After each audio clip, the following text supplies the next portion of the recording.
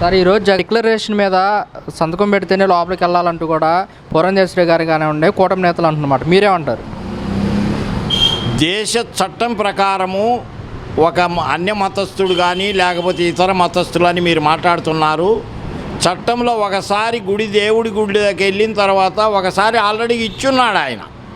వాళ్ళ నాయనగారు ఇచ్చాడు ఫస్ట్ సారి. జగన్మోహన్ రెడ్డి గారు కూడా 2009లోనే ఇచ్చాడు డిక్లరేషన్. ఇంకా ఎన్నిసార్లు మీరు హిందువులా లేకపోతే ఇంకొక జాతి వారా మాకు అర్థం కావట్లే. పెళ్ళి ఎన్నిసార్లు చేసుకుంటాడు మీరు? మీ పవన్ కళ్యాణ్ గారి లెక్క 3-4 సార్లు చేసుకోవట్లే. ఒకటే పద్ధతి. ఒకసారి డిక్లరేషన్ ఇచ్చి నేను క్రైస్తవుని అని డిక్లరేషన్ ఒకసారి ఇచ్చాడు. నువ్వు వచ్చినప్పుడల్లా డిక్లరేషన్ ఇవ్వాలంటే మీ గుళ్ళల్లో పనులు చేసే వాళ్ళ ప్రతిరోజు మీరు అడుగుతారా? రోజుకి ఎంతమంది వెళ్తున్నారు తిరుపతికి మీకేమన్నా తెలుసా? ఇళ్ళల్లో కూర్చొని ఏసీలలో కూర్చొని అమ్మాయిల పక్కన కూర్చొని మాట్లాడేటోడు కూడా రాజకీయ నాయకుడు. కష్టపడి దేశ రాష్ట్ర ప్రజల కోసము భవిష్యత్తు కోసం ఆయన ఎంత కష్టపడుతుంటే మీరు అంత విషం చిమ్ముతున్నారంటే అసలు మీరు మనుషుల కింద లెక్కేసుకోవాలా? ఆపద రాష్ట్రానికి ఆపద వస్తే ఒక్కడు కనపడ్డు, తుఫాను వచ్చినప్పుడు ఒకడు కనపడ్డు. ఇదే పవన్ కళ్యాణ్ గారు ఏమన్నాడు?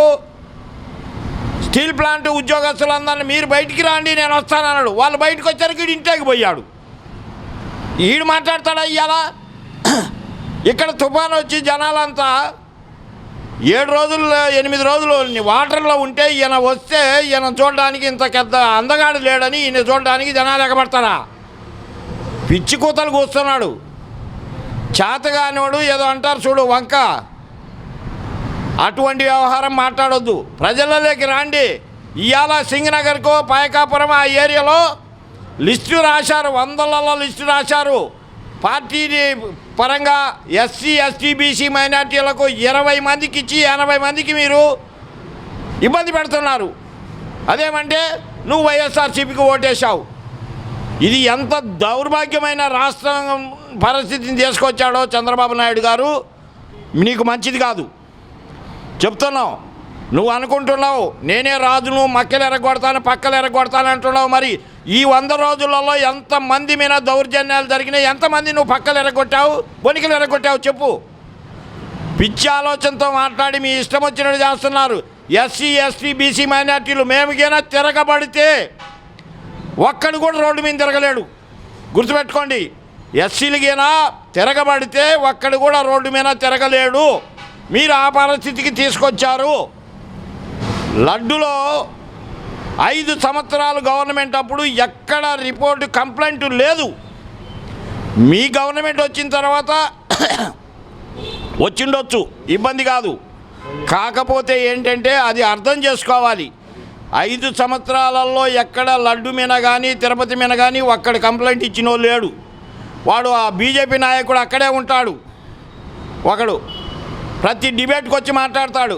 మరి 5 సంవత్సరాలలో అక్కడ కల్తీ జరుగుతుంటే నువ్వేం చేస్తున్నావు? అక్కడ ఏమన్నా గడ్డి బీకుతున్నావా? నువ్వాడా భానుప్రకాష్ గారు నువ్వు గడ్డి బీకుతున్నావా? ఇవాళ వచ్చి అక్కడ జరిగింది ఇక్కడ జరిగింది అని మాట్లాడుతున్నావు. 5 సంవత్సరాలు నువ్వు తిరుపతిలో ఉన్నావుగా. తిరుపతి అర్చకుడు రమణ దీక్షులు వాడు ఏం చేస్తున్నాడు? వాడు మీ మాట తీసుకుంటాడు. మేము చెప్పిన మా గవర్నమెంట్లో ఏమో మేమేం చెప్పాడు. ఇవాళ మీ గవర్నమెంట్ వచ్చరికి మామేం చెబుతున్నాడు. అట్టటోని అసలు ఒక్క 24 గంటలు కూడా తిరుపతిలో ఉండడానికి వాడికి హక్కు లేదు. ఖచ్చితంగా నువ్వు న్యాయం చేసేవాడివి అయితే చంద్రబాబు నాయుడు గారు ఇమీడియట్గా రమణ దీక్షులను అక్కడ నుండి తొలగించేసేయండి.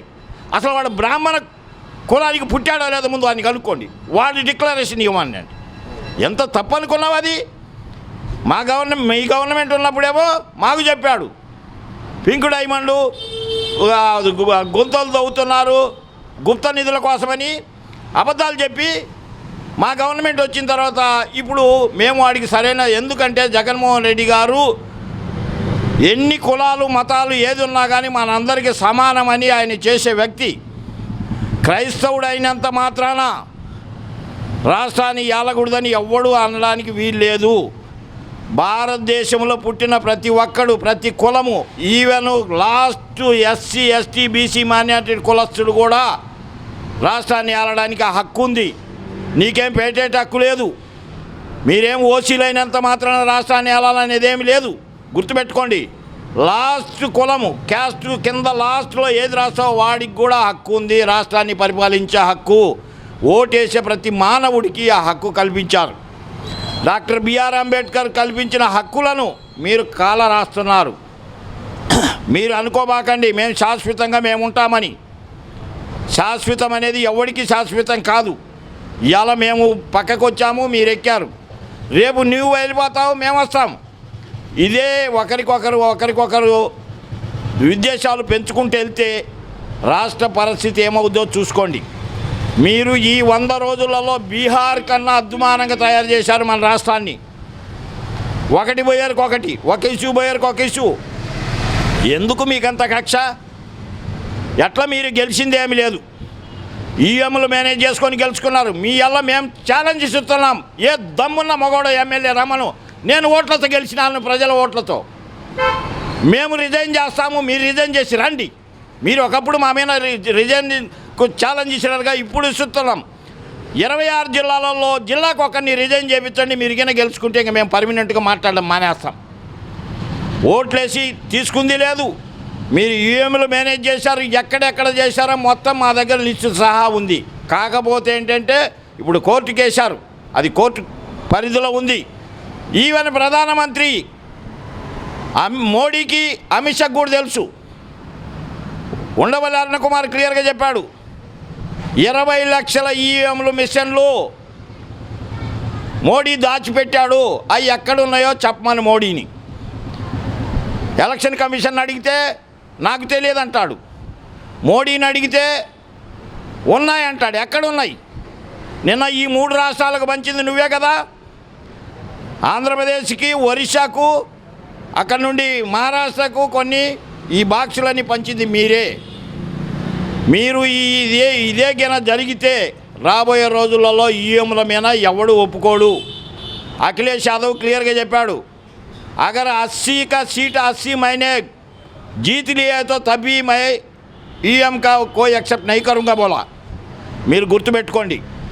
మీ పిచ్చి వేషాల కోసం ఆంధ్రప్రదేశ్ సస్యశ్యామలంగా పచ్చగా ఉన్న ఆంధ్రప్రదేశ్ని ఇవాళ కరువు రాష్ట్రంగా బీహార్ కన్నా ఘోరంగా మీరు మారుస్తున్నారు. దీన్ని దృష్టిలో పెట్టుకొని మీరు ఏం చేయాలో చేయండి. మీరు పద్ధతి ప్రకారం చేయండి. మీరే అన్నారుగా పద్ధతి ప్రకారం ఏం చేస్తాం. ఏడ చేస్తున్నారు మీరు పద్ధతి ప్రకారం? ఎవడు ఎదురు దిగితే వారి మీద కేసా? ఎందుకు పెడతావు కేసు? ఆ రోజు ఒక డాక్టర్ని గురించి మీరు ఎంత ఇష్యూ చేశారు. నిన్న కాకినాడలో ఒక లెక్చరరు డాక్టరు అని ఎంత అవమానపరిచారు మీరు. మీ ఎమ్మెల్యే ఇష్టం వచ్చినట్టు తిట్టాడు. తిట్టి మేము క్షమాపణ దీక్ష అంట. అయ్యా పవన్ కళ్యాణ్ గారు 32,000 మంది ఆడపిల్లలను దాచిపెట్టారు, అమ్మేశారు ఈ వాలంటీర్స్ అని నువ్వు చెప్పినోడివి. నువ్వు మాట మీద నిలబడి ఈ 32,000 మందిలో కనీసం 1,000 మందిని అలా తీసుకొచ్చావా ఈ 100 రోజులలో? ఎక్కడున్నారు చెప్పు?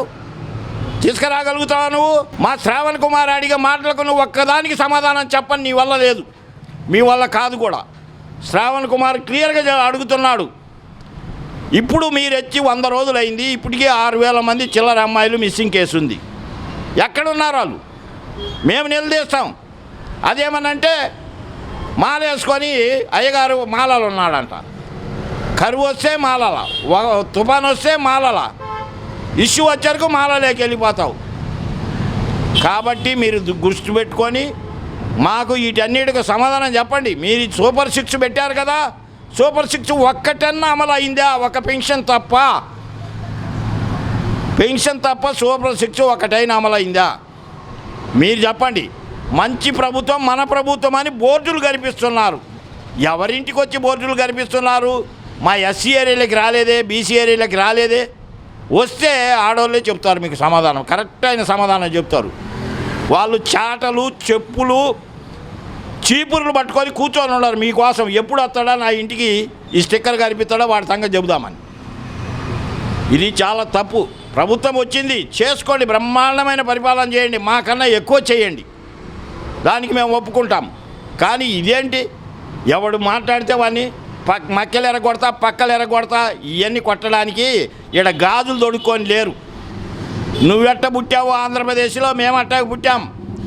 నువ్వు ఎలా ఓటేస్తావు, మేము అలా ఓటేసాం. కానీ మీరు ఓట్లతో గెలిచిన వాళ్ళు కాదు కాబట్టి మీరు ఈ మాటలు మాట్లాడుతున్నారు. పోలీస్ డిపార్ట్మెంట్ ఇవాళ ఉండొచ్చు బావచ్చు, పోలీస్ డిపార్ట్మెంట్ కూడా లెక్క చేయకుండా తిరగబడిన రోజు వస్తే మాత్రం మీరు తట్టుకోలేరు.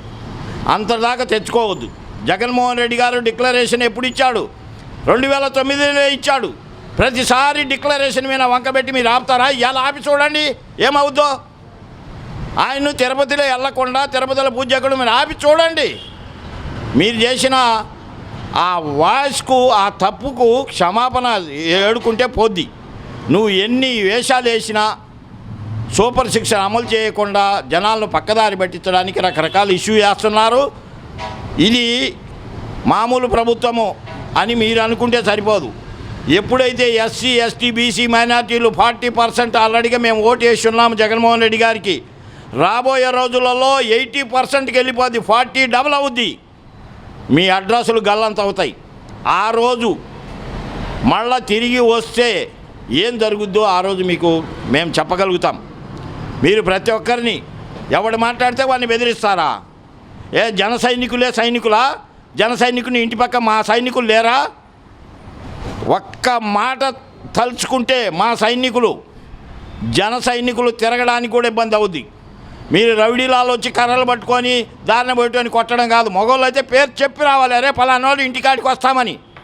ఆడ శవాలు అవ్వడమో దుమ్ము లేయడమో చూపిస్తాం. మీరే అంటున్నారు కదా హిందువులకు రోషం లేదు, పౌరుషం లేదని. ఏం మాకు లేదా? ఎస్సీ, ఎస్టీ, బీసీ మైనార్టీలకు పౌరుషాలు లేవా? మాకు గుళ్ళు లేవా? ఏం మాట్లాడుతున్నావు పవన్ కళ్యాణ్? నువ్వు రాష్ట్రానికి ఉప ముఖ్యమంత్రి, ఒక పదవి. ఉప ముఖ్యమంత్రికి అర్థం కూడా తెలియని వాడిని కూడా ఉప ముఖ్యమంత్రి చేశారు. ఎందుకంటే ఈయన 10th క్లాస్ పాస్ కదా. ఏ మార్కులతో పాసు? కలిపిన మార్కులతో పాసు. 34, 31 వస్తే 3 మార్కులు రోష ఐటంలో కలిపితే వాడితో పాసు. ఎడ్యుకేషన్ మినిస్టరు ఎవరో ఆయన టైంలో పాసు. నువ్వు కూడా ఇవాళ నీ దగ్గర ఉన్న ఫైళ్ళు, ఒక్క ఫైల్ చదవడానికి నీకు సాయంత్రం పట్టుద్ది. ఉదయం నుండి సాయంత్రం దాకా నువ్వు ఆ ఫైల్ చదవలేవు. ఆ ఫైల్ వస్తుంటే ఏం చేయాలో అర్థం కాక అద్దం పట్టుకొని ఒక పెన్ను పట్టుకొని ఇట్లా కూర్చొని పోజులు ఇస్తున్నాడు మీడియాకు. అది కాదు ఇవ్వాల్సింది, దీక్షగా చేయాల్సింది. ప్రజలలోకి రా, ప్రజల ఇబ్బందులు ఏంటో చూడు, నువ్వు చెయ్యి. నీకేనా ఎవడని అడ్డం చెప్తే అడుగు. రోడ్లు ఊడిపోయినాయి, కాలిపోయినాయి, గుంతలు పడ్డాయన్న. మరి ఇప్పుడు ఆ గుంతలు ఎక్కడున్నాయి? నీ ప్రభుత్వంలో గుంతలు ఉన్నాయిగా, ఒక్క గుంతలను పూడ్చావా? ఇసుక ఏమైంది? ఫ్రీ ఇసుక టన్ను 1374 రూపాయలు టన్ను. మా టైంలో ఎంత? 34 రూపాయలు, 340 రూపాయలు. ఎక్కడన్నా ఉందా? రేపు పెడుతున్నారు, వైన్ షాపులు పెడుతున్నారు, పెట్టండి. ఆడోళ్ళే తిప్పి తిప్పి కొడతారు. స్కూళ్ళు, కాలేజీలకు దగ్గరలో ఎక్కడ, గుడుల దగ్గర ఎక్కడన్నా వైన్ షాప్ కనపడితే మాత్రం ఖచ్చితంగా ఆడోళ్ళే ఆ షాపులకు నిప్పు పెడతారు. మీరు పోలీసు వాళ్ళని పెట్టి అమ్మించుకోండి, పర్వాలేదు, రోడ్డు మీద అమ్మించుకోండి, స్కూళ్ళ దగ్గర, గుడుల దగ్గర కాదు. మీరు అప్పుడే ప్లాన్ వేశారు, ఎవడెవడికి ఇవ్వాలా, ఎవడికి ఇచ్చుకోండి, అమ్ముకోండి, ఓపెన్గా అమ్ముకోండి, రోడ్డు మీద పెట్టి అమ్మండి. చెడిటోడైతే తాగుతాడు, చెడనోడైతే నీ దగ్గర కూడా రాడు. జనాలకు ఇప్పుడు 5 సంవత్సరాల్లో చాలా వరకు కంట్రోల్ అయింది. మళ్ళీ ఆ కంట్రోల్ని ఇప్పుడు మీరు పాడు చేయడానికి చూస్తున్నారు. కాబట్టి మీ ఇష్టం. ఇవాళ జగన్మోహన్ రెడ్డి గారు డిక్లరేషన్ ఇచ్చినా ఇవ్వకపోయినా ఆయన తిరుపతి వెళ్తాడు, అక్కడ దర్శనం చేసుకొని అక్కడ చేయాల్సిన పని చేసి వస్తాడు.